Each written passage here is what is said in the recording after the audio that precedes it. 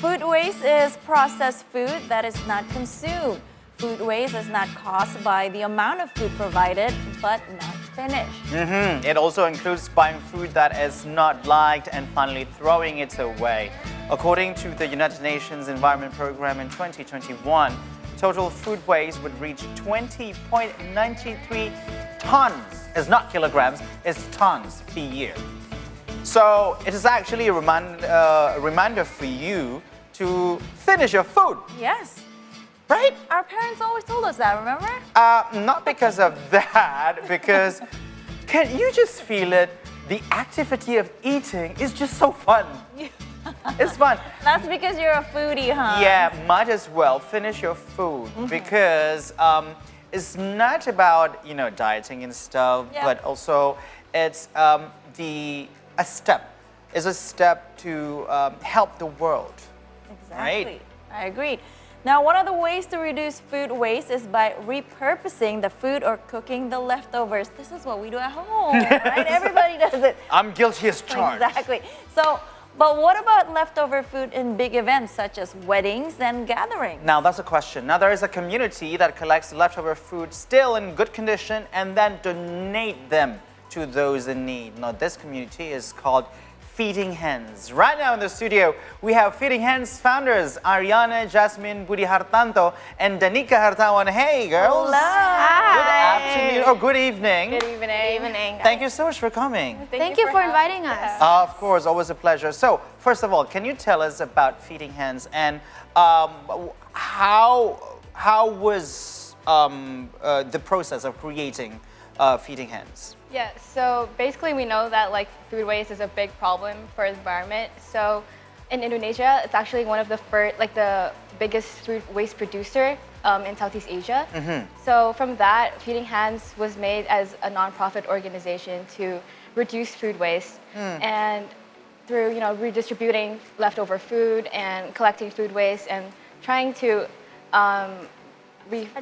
spread awareness too about food waste. So yeah, although we are the managers or leading Feeding Hands, we actually didn't found Feeding Hands. Feeding Hands was made in 2018 by upperclassmen, and we took the initiative to to continue Feeding Hands. Oh. Yeah. I like how she said spread awareness because sometimes people don't even think about it. Like you go to weddings and gatherings, and you just don't think about the food. Now this is oftentimes I'm sorry to say this. This is I don't mean to be quite misogynistic, but moms, girls, they did take whatever provided, whatever being laid there on the table or provided there, just to, for the sake of FOMO, because people are taking it. Doesn't mean that you have to take it and then just to throw it away. Yeah. That's So. true. My next question would be, where do you donate this leftover food? So, do you donate to a certain foundations or people in the streets, or how is the mechanism? Yeah, so usually our leftover food, we get it from restaurants, bakeries, caterings, and those type of big events, and then we repackage them and we donate them to organizations like orphanages, children home for disabilities, transit homes. There's a lot of places and a lot of causes we donate to. And yeah, we just find, right now we're partnered with around 40 organizations that we are in contact with and donate to. So yeah, when we contact them before we started the donation process, we make sure they know our cause and we make sure they know how we get our food so that there's no miscommunication or anything like that. Okay,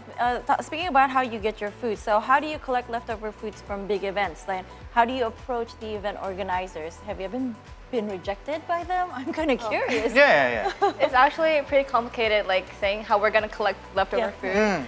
So we approach them by saying we connect them to an orphanage, for example. We explain that we are actually going to donate them, and we make sure that we do it in one day. So we explain the process of delivering it to us, and then we will deliver it back to the foundation. Okay. Now, can you walk us through the process of, from collecting, and then you sort it out, and then after that you deliver it, you distribute it. Can you walk us Okay. through the process? So it's a pretty long process. We start by getting donators. Is a pretty hard thing to do because for one, we are high schoolers, so it's pretty like We're in the same age. We're in the same age. We're in the same class. like can they actually do it? So Yeah. they sometimes we have to present to them like a whole presentation where like this is what we do so that they know our mission and they know that we're trustworthy, and that's how we kind of reach out to them. But now we also get reached out to like from them themselves. So through Instagram, through social media, through email, and it's a pretty cool thing to see how much awareness that maybe we have spread through word of mouth. But after that, I'll tell you about like three of our most frequent Okay. food donators. One is bakeries. So we get a lot of bread, leftover bread from bakeries because at the end of the day, not a lot of bread can be stored for the next day. Yeah. So like for example, just yesterday we got 95 breads from one of our outlets. 95 in one day. Wait. From one outlet. 95 bread, Yeah. loaf of bread, or just Like pieces. pieces Pieces of of bread. Pieces of bread, yeah. But I could feed like, 95 people. And Yeah. Exactly.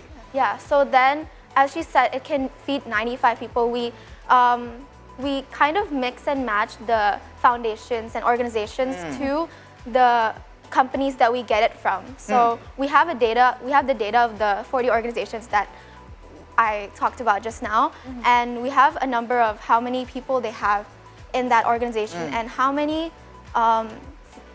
much food that size of the nation can feed that amount of people. So we kind of mix and match, and then we contact them and say like, oh, do you need these food? And we also contact the managers, and they also tell us if they have food. we're like open for it. Yeah. And like sometimes if like the breads aren't good, like they're almost expired date on the day, we would like, gather it and we would like cook it again. Like we would bake it. I was about to ask that. Yeah. I was about to ask that. So Yeah. whether you don't only repackage it, but also you recook it Yeah. in some sort So- of. Ooh, bread pudding would taste Yeah, we so made good. bread- yeah, we- Bread pudding? Okay, you read my mind. Bread pudding, yeah. You read my mind. And banana bread. Banana Yeah. bread. Yes. So those things happened in one full day. Usually those breads we would keep them in like we would cook it in like a day or two. Okay. Yeah. All right, well, talking about food, let's talk more about the food. So, how do you ensure the safety and quality of the collected leftover food before donating it to others? So when we get bread from like a bakery, for example, there's usually expiry dates on it. Yeah. So we inform like the foundation like it has to be consumed in like a day, and we send out like a letter saying that it has to be consumed by a day, and yeah, basically we just send it out. Yeah. Okay, so it's based on the expiry date on the product. Yeah, or based on like what the bakery says to us. Okay, all right. So this has been going on for like 6 years now. 5 5, Yeah. 6 years? Pretty long. Okay, what are the challenges that you've been facing? She's smiling. She's what- like, we have challenges. Yeah, huh?" that meant a lot of challenges.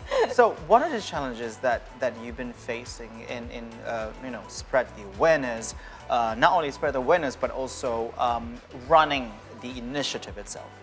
Yeah, for one, spreading awareness, as you said, food waste is not a hot topic, I guess, like plastic bags. A lot of people overlook like, Yeah, it's food waste. But actually, it's like a really big contributor to climate change right now. So we're trying to combat that and spread awareness about that, and to get new donators to believe in us. As I said, we're pretty young, and so sometimes it's pretty hard to. So you're also convince being them. overlooked because of your Yeah. age. Yeah, and there is also like it's also hard for them to maintain their commitment to us, and like sometimes they throughout the day, and we understand because maybe like sometimes like it gets busy and they might forget that they could donate their food at the end of the day. Yeah. So we have to constantly remind them that we text them. We're like, guys, don't. Don't forget. Don't forget, we're coming later. Pick up some food. Ready or not, here I come. All right, so have you encountered any misconceptions or concerns from event organizers or donors regarding the safety or feasibility of donating leftover food, and how do you address them? Yeah, sometimes when we say like these are leftover food, they might think it's like food waste, like we're gonna like throw it, like it's Like it's already touched, yeah, it's right? already touched and like, but we make sure, like we tell them, we reassure them that these are still good condition and we have checked like through the food. Like for example, if we like collect from catering services, we make sure that the food are still, you know, good. Like for example, like vegetables, they can't really last long, so we make sure that they're still okay to eat. Yeah. Okay, so it's actually pretty complicated things that you're doing here because not only collecting from the donors and also to spread awareness. On top of that, you have also some distribution chain concerns to think about.